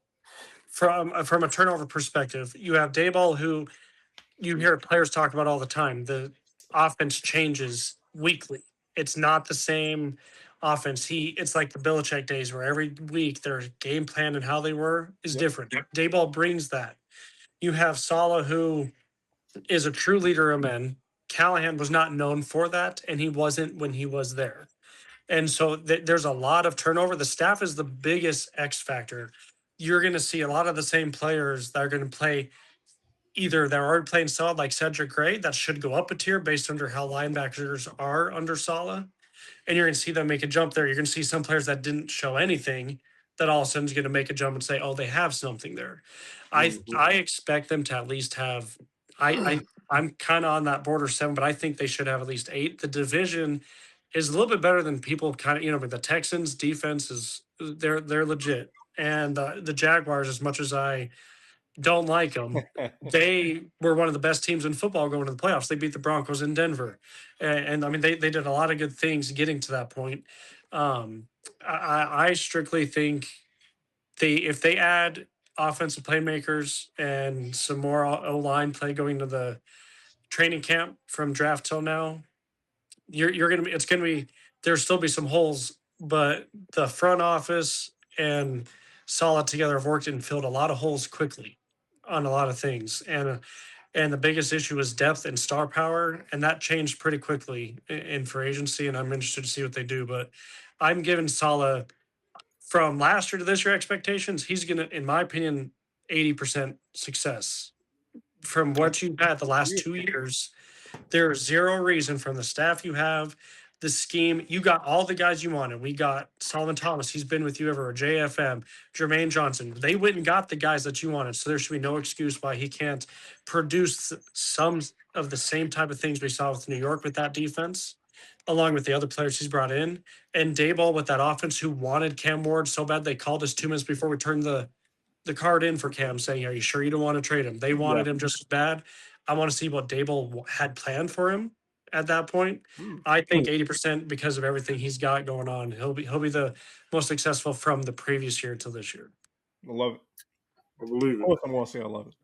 Makes sense to me. Makes sense.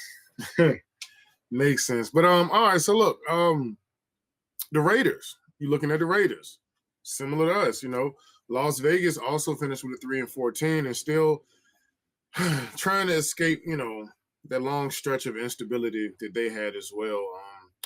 Some people describe, the Raiders as lacking, marquee talent, facing a difficult, AFC West path, I should say, and putting a lot of importance on player development, the offensive line, and, likely the QB infrastructure that they're bringing in. Also, note that they're very similar to the Titans as one of the cap-rich teams, that were actively trying to reshape their roster prior to, I know what happened.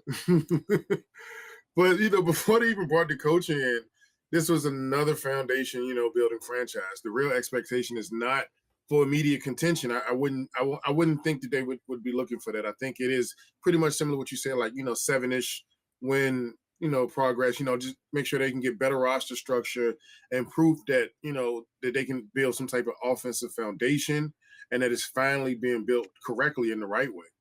But because the Raiders are still laying the foundation, Clint Kubiak's, success percentage is based more on, functional progress and, offensive identity, rather than, chasing a major win total right away. So I have Clint Kubiak at a 58% success rate here and with Vegas. I think he got a very strong, grade from CBS because of his offensive pedigree and a fit with the likely young QB timeline, like Mendoza, if they do go that direction more than likely. The roster still looks pretty incomplete on that side, and the AFC West is very unforgiving. So, the realistic goal is still 7 to 8 wins, plus player development. I mean, we want to not only win games, but be able to see that you're able to come in and develop these players and start to build a culture.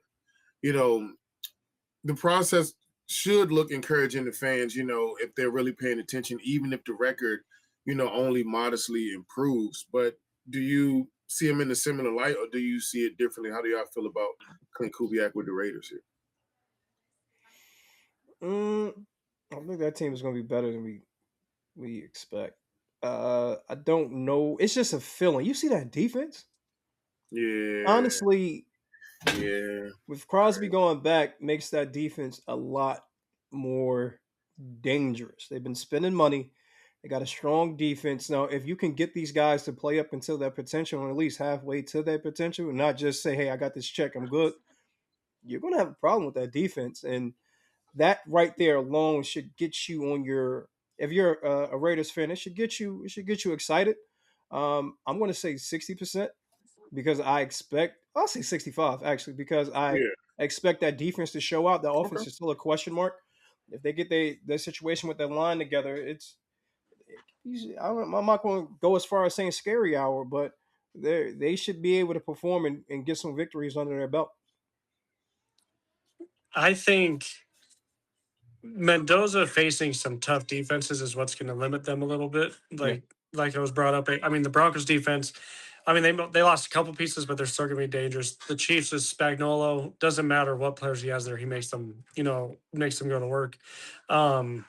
I think that the defense is going to keep them in games. They spent a lot of money real quick, like you said, exactly, and they signed more players. I mean, they brought all those Georgia Bulldogs over. They just better watch out for those speeding tickets they might get down there exactly. because Especially with if you're everything in going Vegas, it's a problem, in bro. Vegas, they're going to be enjoying life a little bit. Yeah. So I think that they I think they're really wanting to lean on defense to help them stay in games because they know the offense isn't going to be there yet. Yeah. You're going to have a rookie quarterback. You don't really have a lot of weapons around him. Gen year two, you hope that he can be better in the running game, but it's not all going to click right for them on offense this year. Mhm. The defense is to help them keep in games from the previous years. Kind of, I'm giving the same type of thing I gave the Titans and others. I expect them to be more successful than that they were. So I'm going to put them about the mid six, about 64, 65%. But the schedule of who their division is and understanding where they were, Mhm. they had a lot of holes in their roster, just like the Titans and other teams did, but they filled their holes in different ways. But I still think they'll be successful, just won't be as high just because of their division strictly. I got you. So, how do you feel about their offense, though? Like offensive line, especially. I think that's what really scares me about them. Mhm. They got a questionable offensive line. Yeah. I like Genty, but I don't feel like how can I put this about Jens? He reminds me of Doug Martin. You remember Doug Martin from back in the day? Hmm. He Yeah. reminds me of him. You need a solid quarterback to go with him to really get the best out of Genty. You need a Hmm. strong offensive line. You need a strong offensive present. Period. That's why I like Yeah. Clinton going there. But it's just a lot that still has to go into the Yeah. effects of that team. Um, I don't think Neller is a number two receiver. Hmm. So figuring out what's going on when it comes to that wide receiver room too is something that we really got to do. Mendoza, I know they love him, but he gets happy feet a little bit when he gets Hmm. pressured. So what are we going to do, or what are they going to do when it comes to situations like that too? That's why the line is very important. Getting a lot of pieces still in place. They still got a lot of work to do, and they spent a Hmm. lot of money. Unlike the Titans, we spent a lot of money too, but we spread it out so much. I'm not even trying to always talk about the Titans. It's just burned in our head. It's So okay. It's okay. so it's spread out. It's spread out so much compared to them. They're just top heavy. Well, kind of sort of top heavy when it comes to their spending. And with us, if we can get out these contracts year two, year three, they can't get out of these contracts. Most of these Hmm. contracts are like fully guaranteed or damn near fully guaranteed. So it's going to be very, very difficult for them to get out of these contracts. So it's Hmm. really, really interesting to see what they can do. Again, I love their defense. I just want to see what's going on with the offensive line. I want to see how they're going to use Genty and what other back they're going to bring in with Genty. Yeah, they're definitely going to bring in another back with Gen 2. They're going to do the Have to. same type of thing that you saw the Seahawks do with Kenneth Walker and Charbonnet before he got hurt. Yes. And I think they'll use Genty a lot like Kenneth Walker. They're similar stature in a way, but Kenneth is a little bit more built. But I think they're with Mendoza going to do a lot of play action, a lot of move in the pocket for him to kind of help those happy feet early and often. That's what I would think they should do. And Kubiak's smart enough. That's what he did with Darnold. Darnold kind of had that seeing ghost thing. He was used to the whole happy feet, and he got really good in the play action, the movements a little bit. And I think that's what they're going to do with Mendoza. Hmm. The O line will be interesting because they spent insane contract on Linderbaum. Yes. And then they're moving Powers Johnson, who is a solid center, moving him to guard. So the interior, I mean, left guard, we'll see. Their left tackle, Colton Miller, he's always been, solid. But overall, how are they going to mesh together? Because that's what's going to make their offense, that needs to be their identity with the rookie quarterback. So it'll be interesting to see how that line looks. that Power Johnson situation is still it's annoying me for the simple fact he's a better center than he is guard. Mhm. Last year you saw that. The year before he was a very good center for his rookie year. Then you Yep. moved him to guard last year. It was extremely off. I wish he was a Titan. I really wish he was a Titan because I would feel Mhm. so much better with having him compared to having the guys that I love Jackson Slater too, but I'll feel so much better with Powers over there. So I agree. Yeah, just that every time someone says his name, I just think about that situation, man. It just is PTSD. I agree. that's all good. That's all good. The next team on the list is the Steelers. Okay. All right. So we look at the current state of Pittsburgh. Last year they went 10-7. So this is not a tear down at all. Mhm. But you can also note that this roster is aging and there is real quarterback uncertainty. With Aaron Rodgers' future, especially being unresolved at this point, he'll more than I think he'll come back and just rock out a year with McCarthy because they already was open to it last year, and familiarity is there, and it's really not. I mean, it's not like he played awful last year, honestly. But I don't know. I think it's that. I mean, and when you look at your options, I mean, if you got Rodgers in the bucket, it makes sense why you weren't aggressive because it's really nothing else out there. They would have been active earlier, I would assume. But I mean, this is a franchise with a strong standard, Yeah. but one that may enter in a more fragile phrase than than the record may suggest. If we look at where they were at prior to bringing in the coach, between that period of um, Tomlin walking away and them hiring McCarthy, the team itself is still in. I would say you can still put them in the playoff expectation tier, but with more, volatility, than usual, because it's not like they're starting from the bottom. They're trying to avoid sliding backwards while they sort out their quarterback future. So, because Pittsburgh, still carries playoff standards, but has more fragility than its record suggests, Mike McCarthy's success percentage lands closer to a coin flip than a slam dunk for me. Mhm. And so that's why I have him slated at 56%, because I think this is the toughest veteran projection for me. Pittsburgh still expects to compete. And, playoff berth is still a realistic aim, but, is but it's not as easy as it could suggest in the middle of a transition with a head coach and uncertainty at quarterback, if you ask me. I got you. It's a lot trying to gel in 1 year, in one season with a very unforgiving market. Those Steeler fans can be pretty hard too. The quarterback uncertainty matters a lot more, and it's not just about right now. And I mean, this is a competitive franchise. You're like, how are they going to look in the future? What is there? I mean, but you know what? Who we know? Hey, Will Howard might be that guy. He might be that guy. And that's He the might, biggest question mark, man. he might be that guy. But yeah, that's why I got them slated at, man. Now 17, working it down, almost there. But Steelers, right there, got him 56%. It's kind of tough. But what say you? Give me some feedback. How y'all feel about Who's the quarterback? it? That's the thing. Yeah. I think that's the biggest thing for me, Yeah. fellas, is who's the quarterback. If it's Will Howard, I can understand your number. If it's Aaron Rodgers, you see that roster? That roster is legit. And I love Rico Dowdle going to them. Rico going to them is going to be Yeah. amazing. He's basically like, I don't think Kenneth is going to be on the roster this year. I could be wrong. I'm not sure what's going on with that, but no, he's not going to be on the roster. I'm just looking right here. Gainwell is going. Rico on that roster is extremely, extremely important because Mhm. he can ball. He can play. Him and Warner together is going to be amazing. I love the roster. The way it's built is extremely experienced. Again, this is a team that can't get injured. I love Pittman going there. They can't get injured. If they don't get injured, that's a problem. That's a very, very solid roster. You get Aaron back, great team, really, really good team. He has a relationship with Mike. So I'm going to say 65% just because of what it could be if Okay. if if Aaron Rodgers get on there and the roster that they have right now, well, of course, it's not going to be the same roster that they're going to go into the season with. You got to draft some guys, get some more O-line help and things of that nature, and I think the team will be extremely good. Hmm. Okay. Okay. It's not bad. Yeah, I think you Her, bro. I think he went out for a second. Oh, I heard something. That's cool. Hopefully, coming back in. Yeah, I think he come back in. Yeah. I can patch that together. There we go. All right. My bad. I got a phone call and I hit decline and then I lost you guys. But, Okay. Yeah. for me, the Steelers, if we're projecting just this year, I'll give them about a 60% chance because they got a lot of talent and they're a veteran team. But if I'm going past this year, overall success, I'm putting McCarthy under 50% strictly because they're so old. They're nearing a full rebuild. And they've been trying to do these soft rebuilds for years now. Ever since Roethlisberger retired, they want to stay competitive, but they are not doing a full reset. And eventually it's going to kick them in the you know what. And it's starting to show little sparks.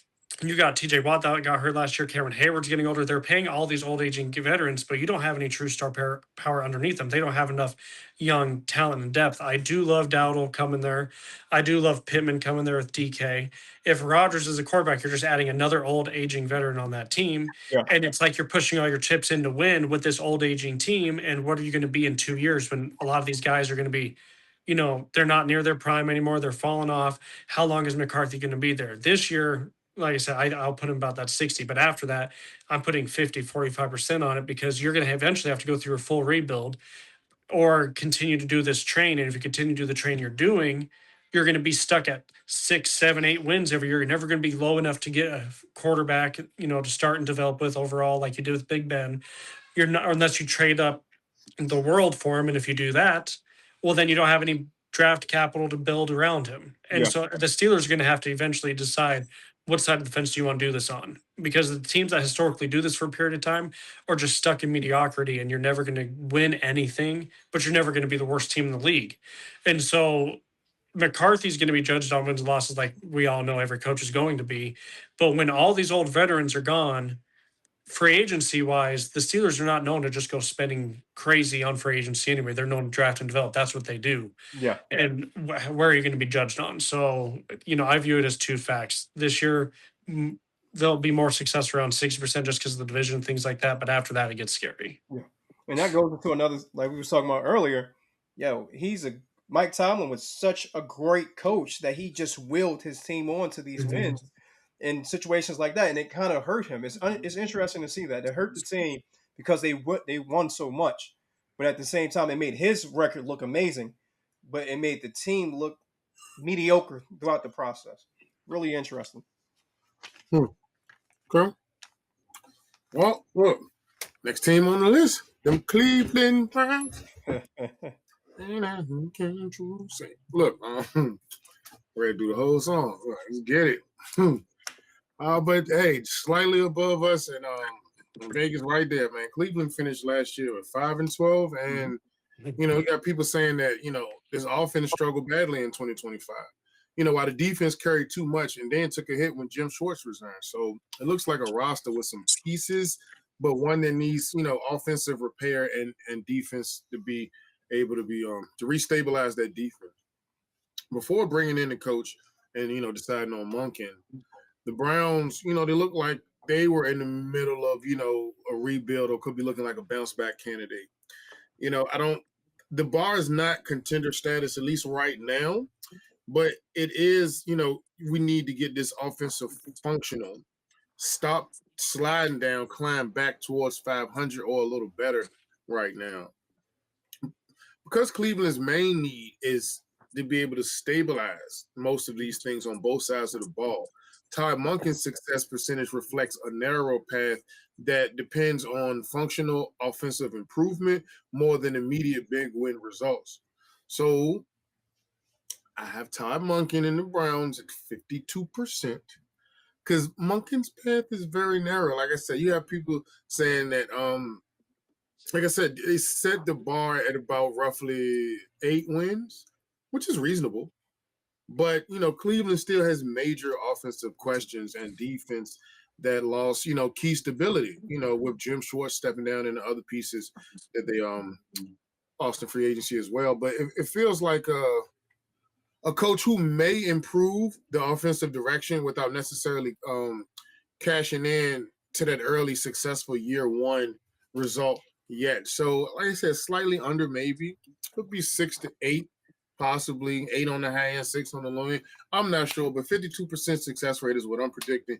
Todd Monken. How do y'all feel about the Browns and Mr. Todd Monken? I have Monken. He's near the bottom for me. I probably got him at 45%. Until somebody in Cleveland can actually win, I'm not going to believe in him. And since '99, what has anything happened in Cleveland? Since and I'm just being honest, nothing's. They might have a couple flash in the pan type seasons, but overall they're not successful there. Ownership's a big piece of it, but overall it's just I don't know if it's something in the water, but it's just there's not success there. Nobody wanted the Cleveland job. There's multiple people that declined interviews with him. Yeah. Monken was willing to take it because Monken had never had a chance, and he's not a young coach. He's been around for a while. I think he finally wanted an opportunity, which is great for him. But you have Deshaun Watson issues, who has not been the same since he left Houston. Yeah. He goes there, he's injury prone, he's playing terribly. You have a Shador and Dylan Gabriel weird people say drama going on there between the two. I mean, you have more controversy than you do success on the team. You have Schwartz who leaves because he wanted the head job, and then players are mad that he leaves. So you are stirring in the pot there, like what we talked about with Baltimore earlier. So I just think when you look at everything that goes on there, plus their division, Cincinnati's not going anywhere with Joe Burrow and company. Baltimore, they still have a really talented team. We just talked about Pittsburgh. There is so many things in the way for Cleveland to be successful that I don't, unless they can actually show it, it's going to be hard for anybody to actually, believe in it. They're selling oceanfront property in Nebraska and until things change. Bro, I'm right there with you. I'm going 40%, 40. I'll go 45, which is because this organization is extremely questionable about the things they do, how they go about it, what they say, how they say it. Everything about this organization is extremely, extremely questionable. Who's the quarterback? Yeah, you got a good running back. You got a great tight end. I love that tight end. I wish he was a Titan, but it's just you. What are you doing? What direction is this team going into? I'm a firm believer. If I fire my head coach, I should fire my GM. It should be a package deal. They should sign their contracts together, in my opinion. Because if I'm a new GM, I would want to bring in my new the head coach with me. If I'm a head coach, I would want someone to go shopping with, as they used to say in Tennessee a while back. I wanted somebody to go shopping with. We can go hunting together. I don't trust this organization. I don't trust the general manager when it comes to preparing this team. I love analytics. I study analytics. I got a certificate for sports management worldwide for analytics. This ain't it. This ain't it. It's plain and simple. It's not it. I think their defense is going to take a hit because Schwartz is the best defensive coordinator in the NFL for a long duration of time, in my opinion. He can get to the quarterback. Myles Garrett is amazing. But at the same time, how good will this defense be this year and from the future?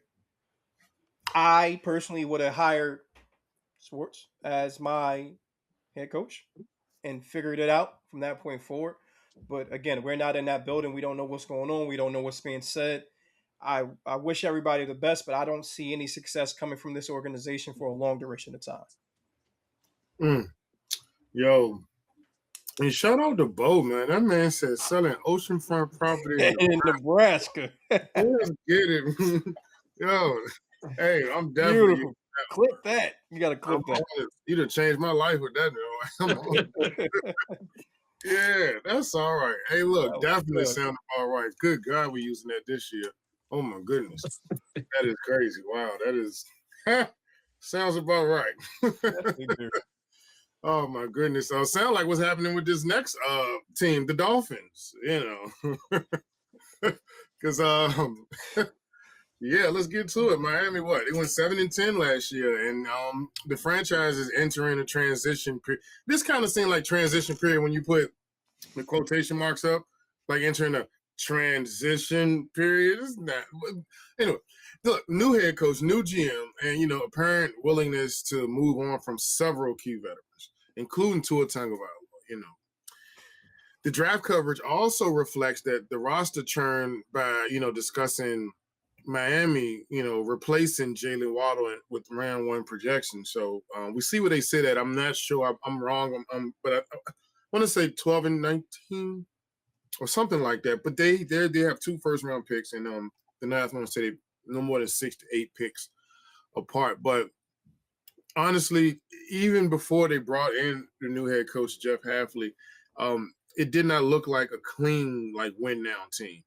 The expectation for me is more modest here. It's survive the transition, clear up the quarterback direction and stay respectable enough to reach, around last year's win total. If you can do that, then you may give yourself, some type of credibility, at least some type of faith from the fans into what they're doing here, because Miami appears to be managing the transition, I'm sorry, more than, That's what it is. Hey, somehow. Vroom vroom. but they appear to be managing, the transition, and not really chasing the immediate contention. It doesn't look like it from the moves that they make. Jeff Hafley's success percentage is naturally lower and more dependent on long-term signs than any short-term standings. And with that being said, I have Jeff Hafley's success rate for the Miami Dolphins this year at 46%. Because they just look too transitional. And I just think that simply matching or slightly beating last year's win total will count as progress. And, according to CBS, they pointed directly to the quarterback uncertainty and the cap issues as reasons that this could be a lean season. Hafley may end up, being a good long-term head coach, but year one success feels harder here, with most of the things that they've done and what's going on in the organization. But how do you all rate or see Hafley here, the Dolphins, in their year one success rate or what have you? 2%. 2%. Oh, man. I would say it like this. Yes, I understand that cleaning out salary for bad contracts or questionable contracts, that's what you need to do. I get that. But at the same time, you're doing it in spite of having you're doing it with a young quarterback that needs a lot of pieces around him. He needs a lot of great coaching around him. He needs a lot of great players around him. We all saw Malik Willis looks like when he doesn't have talent around him. We all know what it looks like when he doesn't have a good OC with him. So it's just everything about this organization right now is extremely, extremely questionable. I am also a firm believer that when it comes to a DC or OC, you should coach on the field. I have never seen, maybe if you can prove me wrong or somebody can prove me wrong, perfect. I have never seen an OC or a DC that transitioned to a head coach that coached in a booth be successful. All OCs and DCs that I know that transition into that head coaching role to be successful, they coach on the field with their players. I don't know if I'm just being overlooking something or I'm being extra, but that's what I see. Yes, he was a head coach before, but he was a terrible head coach before at BC. So what are we talking about? He was a head coach at Boston College. He wasn't successful. He comes to the Packers. He does well as a DC, and now he's with Miami. I don't like this on any front. I don't like, and I don't think they're going to do good by Malik Willis and put him in position to be successful. Yes, you might keep HN. I get that. It's going to be a beautiful running team. They need that. They need that, but at the same time, who are you going to pass the ball to? Mm-hmm. I just don't like it. I don't like the setup. It's unfair to Malik Willis. Yes, you get paid, brother. I know you don't play just for the love of money. You play for the love of the game. But he's in a very, very difficult spot. And I hope they told him everything that's going on right now before he signed with them. Because he could have went to Arizona and been in a better spot by far. So I don't like it. I say 2%, and that's me being modest, honestly. Modest. It's only 1% left. Hey, bro. I don't see any success coming for this franchise right now. First pick of the draft next year? I'm saying first for the next 2 years. All right, how about this? Top 5 picks or top 3. I'll even say top 3 picks in the next 2 years. Without a shadow of a doubt. I don't question that at all. Haflick is a good DC, but again, I don't like DCs or OCs that coach in a booth compared to coaching on the field. It's just a different field. It's never successful. I've never seen that be successful. But Yeah. again, we'll see. We'll definitely see. Didn't Joe Brady coach from the booth? He did, and he's not going to be successful. What we saying right? I don't have any faith in Joe Brady as a head football ball coach. And he coached it when he was at LSU too. So I don't see it. I personally don't see it. It's gonna be an interesting year, bro. What say you, man? Yeah, I give him 15% there. Everything screams fire sale. Everything screams tank. Everything screams everything that you want to say about them making this upcoming season be a wash. They're ready to move on from it. They didn't make one competitive move outside of signing Malik Willis. You let go of everybody else. Everybody. I mean, I understand Tyreek Hill. He's aging. You can sell me on that. You can't sell me on Jalen Waddle. You can't sell me on not making any moves to make Malik Willis better by getting other playmakers to come in. We don't know what they're going to do in the draft. I understand that. But the worst thing you could do for Malik Willis, for him to finally get his chance to start, is by bringing in rookie receivers for him as well. And so I don't trust any of that. I like Halfley to the point where he helped the defense in Green Bay, but being a head coach is a whole nother ball game, as we know. And he's already a first-time head coach doing that. And I feel like they're going to be running Navy offense running 24/7, making Malik run nonstop, A-Chain run nonstop. Who are you throwing to? And so everything screams to me that they are doing a hard rebuild. They're going way hard rebuild. Like I was talking about the Steelers, what are you going to do? But the Dolphins do not have a 2-year plan, 3-year plan. That it's a 5-6 year plan to get to relevancy. I think they know because of who the Bills are with Josh Allen and where the Patriots are with Drake May. They feel like they can buy themselves time by trying to build up slowly and get to that point. But regardless, they're doing a disservice to a lot of those players on that team by essentially not helping them be competitive for years to come. They're blatantly punting on the season. Mm-hmm. Blatantly. And it sucks because I really like Malik Willis as a person. Mm-hmm. It sucks for him. I hate it. But you know what? But I'm happy he got his money now. Especially looking at, like just coming up third round, coming here, not worried. A lot of people's story don't get like that. I'm happy to see that he was able to get some money because I know, for him, that's a blessing. Mm-hmm. And I know that, you want to see good people get rewarded, and that's great. But look, I got a scenario for you. I just thought of something. So I said some crazy stuff earlier about the quarterbacks and the Falcons, all right? Mm-hmm. So if I'm not mistaken, I know the Dolphins, because when we just did that mock draft, I remember seeing it. It's something close, somewhere in that middle pack where they got two, Could it be possible they double up on wide receivers in the first round and get greedy? Or okay, Cooper and Lemon. They force themselves to do so. So I'm saying, imagine that though. What if they draft Cooper Jr. and Lemon? You already know how I feel about Cooper. You already know how I feel about Cooper. I'm just gonna imagine because they're in position. So what if they say we're gonna sell out for wide receiver and we're just gonna double up on the two best out the first round? That way we can immediately replace that production on on the wide receiver tab for Malik, so we can have a stretch. And like you said with those, so let me ask you this though. This is a question, but I'm not even sure about this. If your fifth year tender doesn't matter if you have multiple, because sometimes it's not restricted to one, so you can use it on two. Yeah. You're talking about if you had 2 first-round draft picks? Mm-hmm. Yeah, you could do 2 fifth-year options. When back when the Titans had Corey Davis and Dory Jackson, you could have done both, but they didn't do it. But yeah. Mm-hmm.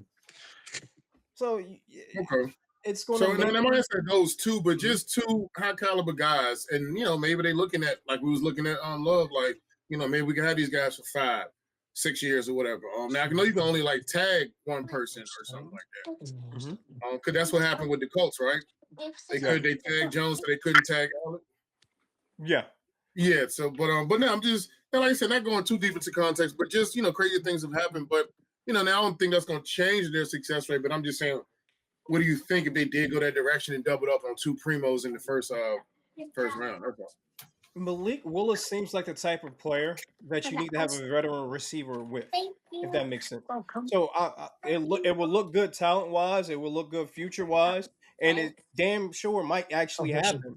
But I just feel like they're a team that needs a veteran receiver in there to help put everything in place and to help Malik Willis. So I can see it happening, but I don't think it changes really the trajectory of the team and the way the team is going right now. I agree. He pretty much summed up for me. I don't think it does much, only strictly because you're relying on a very young receiving core for Mhm. Malik Willis, and I think that's going to take time. Yeah. So Okay. All right. The last one, creme de la creme, whatever. Last, that's it. Last of the Mohican. That's what I'm looking for. Boom. I like it. There I it is. like But yeah, the Cardinals, man, Arizona Cardinals. Arizona, similar to us, 3-14. You know, one of those games they gave to us, but whatever, we appreciate it. But they also got high draft slot. And when you're looking right here at the Cardinals, I think that they're trying to, to become competitive. And the problem is they're trying to become competitive, but they're trying to do it in a very tough division to do it in. Yeah. And so this would also say that the team appears ready to make a quarterback change because Brissett, yeah, but you need that in this league. And they have, like you said, they have the core that they can drop him in. It's not complete, but it's definitely more stable than, a lot of other runs around the NFL, to be honest with you. According to CBS draft coverage, they noted that Arizona, could be using the third pick to go in a defensive direction. Somebody like maybe Arvell Reese or David Bailey. We're not sure. Could be Styles. But they definitely could use some help on that defensive side of the ball, given the fact, they got Michael Wilson, Trey McBride. If they can develop Marvin Harrison Jr., they got now Tyler Algier with James Conner in the background. It's not the worst setup on offense, to be honest with you. But before they even brought in the coach, the Cardinals looked like a team that was really trying to fix themselves. But like I just said, they were doing it in a very brutal environment. So even if the internal rebuild is going well, the outside expectation should stay modest because the division makes fast success harder. Makes fast success harder than it would be elsewhere. So because Arizona is rebuilding in one of the toughest divisions in the league, Mike LaFleur's success percentage starts a lot lower and depends heavily on whether the rebuild, shows real traction despite the division around him. So when I look at Mike LaFleur, the Cardinals, I'm giving him a 41% success rate. And it was my lowest percent, mostly because of the team environment, not because LaFleur is necessarily doomed. If you look, at the division and how difficult it is, but you put like a realistic goal on it, being able to even reach 7 to 8 wins would be admirable. And I think, a lot of people could, feel like this will give them the type of hope that they can build around this moving forward. So, in a softer division, I probably would have went higher, but because this is the NFC West, you have to, we had the Super Bowl, the Rams, and the 49ers who just always find a way to make it competitive. But how do you all feel about the Cardinals, Mike LaFleur, this division, his setup, and how he'll do year one come this season? yeah, I give him a 35% just because the division alone is so tough. You have three teams that are fighting for being contenders. The Seahawks just won the Super Bowl. The Rams are about to do everything they can to push the chips in to get to the Super Bowl. They've been contenders the last 2 years. And as long as you have Kyle Shanahan with those 49ers, he continues to make them be contenders for the playoffs. It's tough. And the Cardinals are having to go, they're finally doing the reset. They're letting Kyler go. They're at 3 and a non-competitive quarterback draft. Outside of Mendoza, you're not going to take Simpson at 3. Do you trade back to try to get more picks if somebody wants to come up for one of these pass rushers and maybe get Ty at that 9, 10, 11 mark? Because I think he's going to go in the first round. I know a lot of ESPN people are saying it too. He's talented, but he's got to sit. And do you do that, or do you just and try to compile picks to build up the roster, or do you just kind of punt on the quarterback, move forward with what you have, take the best player available at 3, and then next year more than likely going to be a top 10 draft pick again, and then maybe try trading up for that quarterback that year, because next year's class, I know they say it every year, but next year's class should be better than this one. So, what do you want to do? But I think LaFleur, he's got such an uphill climb because of the division alone.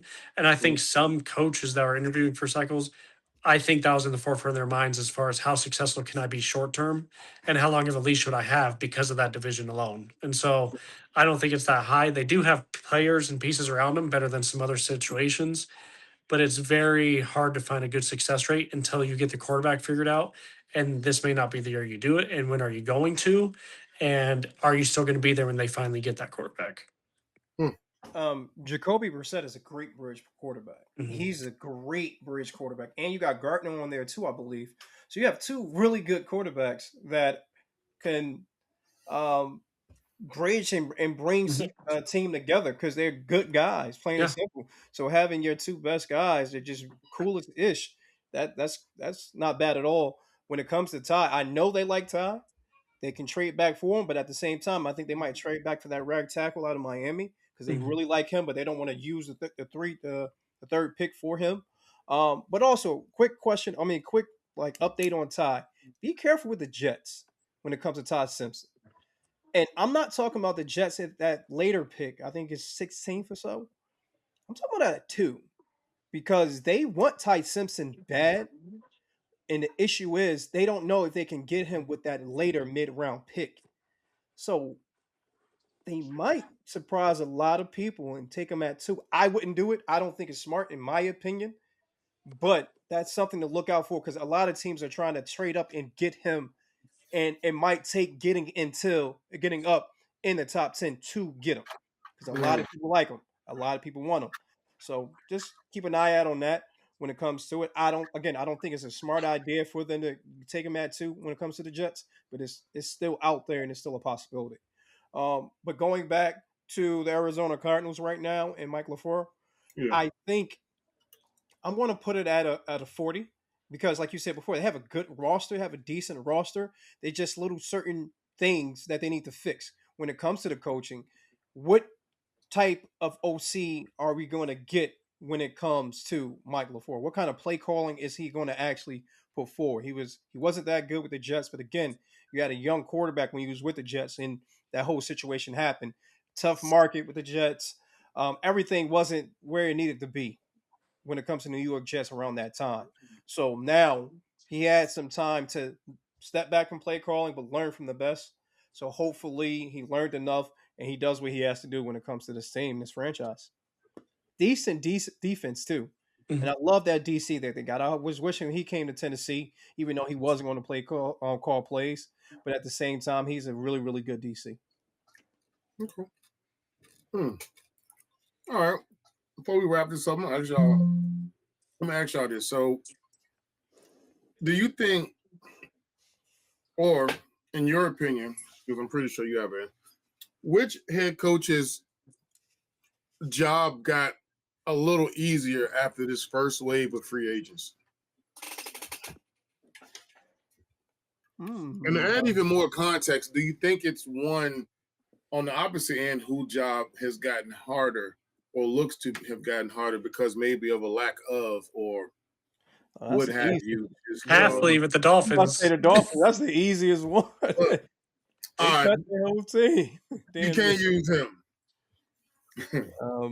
When it comes to Or harder, I could even spread the search to where it's not just in general. Like, just is there any coaches? I mean, because we covered the first ones, but in just as a bonus one, it could be league wide. Do you think that there are any coaches whose job got easier because of the draft, free agency, or still has remained hard? Sans Halfley. and we can't say Titans either. You know. But yeah, but no, I mean anybody. I don't know. I'm just opening it up for discussion just to see what your thoughts are about it. If there's anything you noticed or anything that you want to point out that may be beyond the scope of what we're talking about. Davis Webb's job got a lot easier. So who? Davis Webb. He's not a head coach. He's the OC. He's actually going to call the plays right now with the Broncos. His job got a lot easier when he got Waddle. So little stuff like that makes now we expect him to have a nice, smoother transition. I know Sean Payton is going to be upset that he's going to feel some type of way that he's going to sit on his hands for the first time in God knows how long, since he's not going to call the plays this year. But Davis Webb, I like that pickup for him because it makes his job a lot easier. Okay. I'm torn, but I'm only going to lean this way because we talked about internal drama and a lot of things going on with Baltimore. There's another team in that Northeast region in Philadelphia who's having a lot of internal issues. You're having AJ Brown trade chatter nonstop. You're having a lot of concerns about Jalen Hurts. There's a lot of things going on in Philadelphia. And I think the job got harder because you can tell what good news is coming out of Philadelphia this offseason. All you're hearing about is trades, unhappiness from AJ Brown, Jalen Hurts question marks. There's not really anything good coming out of there. They lost their safety, Blankenship. He's gone out of there.